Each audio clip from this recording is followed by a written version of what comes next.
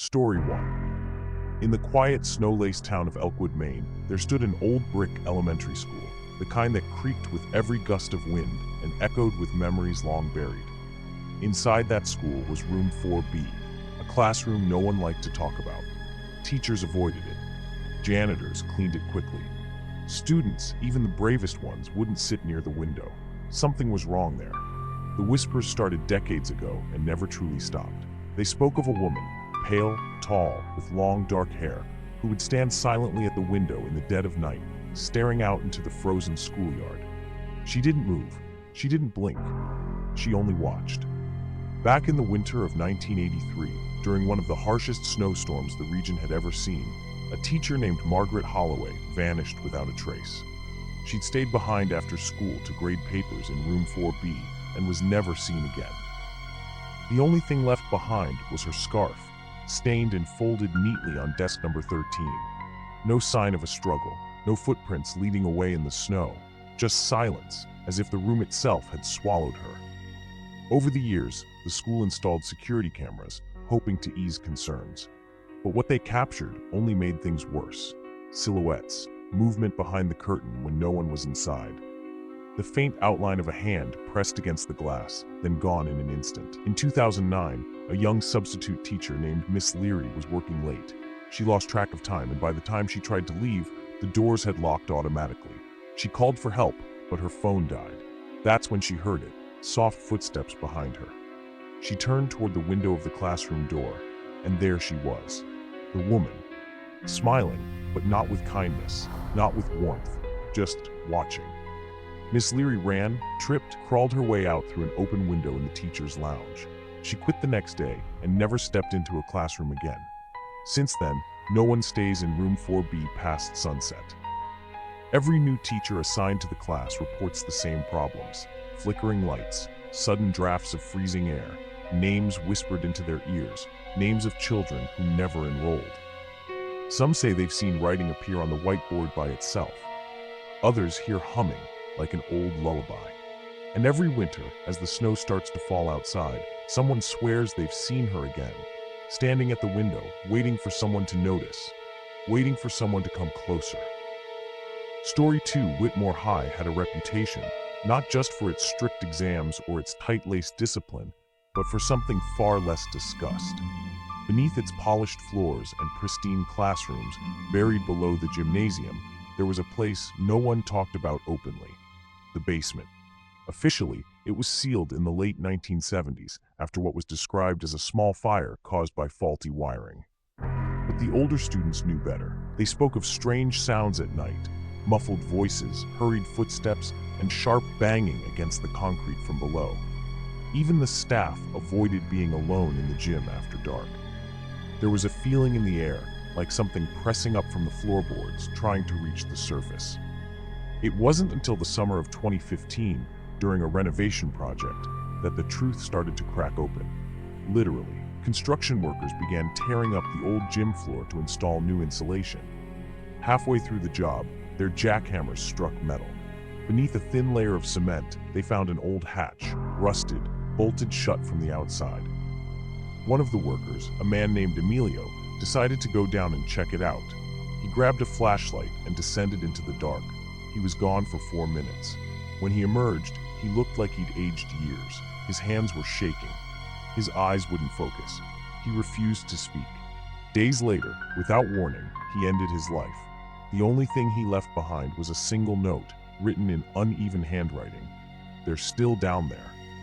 The school tried to cover it up, but rumors spread fast. Soon, students were daring each other to sneak into the gym at night. One janitor even set up a small maintenance camera after noticing lights flickering more often. What the footage showed couldn't be explained. A child, maybe 10 years old, standing motionless in a far corner of the gym, long after hours when no one was inside. The lights flickered wildly around the figure, and then, just as quickly, it vanished. Security systems were upgraded. Extra locks were added to the gym doors. Motion sensors, alarms, reinforced barriers, but none of it mattered. Because once a month, always at 3:13 a.m., the gym lights would begin to stutter, without fail. And underneath that gym floor, just beneath the boards, someone, or something, would begin to cry. a soft, trembling sound, not loud enough to panic you, just enough to keep you listening. Story 3. In the misty, forest-lined outskirts of Durham Hollow, Pennsylvania, there stands a towering, ivy-clad building that seems frozen in time. St. Elora Academy. Built in the late 1800s, it's a prestigious Victorian-era school known for its ornate woodwork, creaking floors, and narrow stone hallways that seem to stretch longer than they should.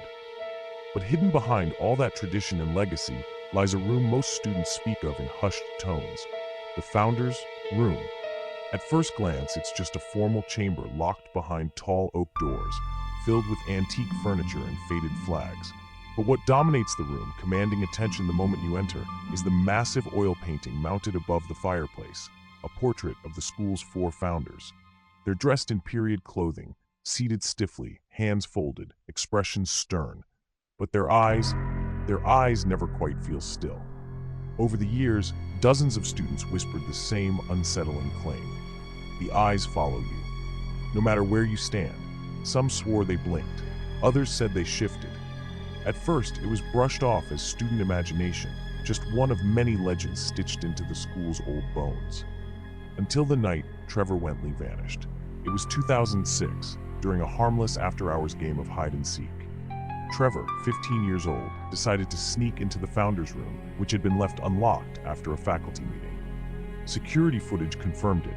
He entered the room alone at 9:41 p.m. But what the footage didn't explain was what happened next. Just seconds after he stepped inside, the frame flickered. The painting looked different, subtle but undeniable.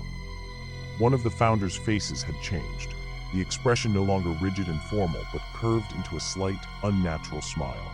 And Trevor? He never came out. No door opened. No shadow moved. One frame he was there. The next, gone, as if the room had taken him. Police searched the entire school for weeks. There were no signs of a struggle, no broken locks or open windows. The painting was removed from the wall, no hollow space behind it, just stone.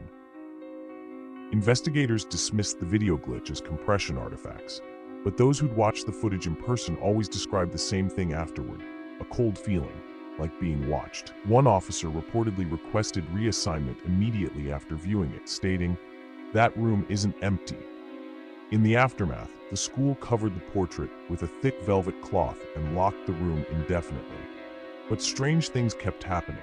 Staff walking past the room reported hearing soft tapping from the other side of the door. Sometimes rhythmic, almost polite. Other times wild, frantic pounding that would stop the moment someone approached. One janitor quit on the spot after claiming to see one of the founders from the portrait walking silently down the hallway just before sunrise, face obscured by shadow, footsteps completely silent on the old wooden floor. Then came 2019. A student named Emily was found unconscious outside the Founders' Room door during an early morning detention shift. When she came to, she was pale, trembling, and confused. She claimed she'd heard someone whispering her name from inside the locked room. Not yelling, whispering. And what disturbed the staff most, when asked what else she heard, Emily whispered, "He said his name was Trevor. He asked me to tell his mother. He's still here." Emily had no idea who Trevor was. His name had been buried in the school's silence for over a decade. Since that day, the Founders' Room has remained sealed with iron chains and a double padlock.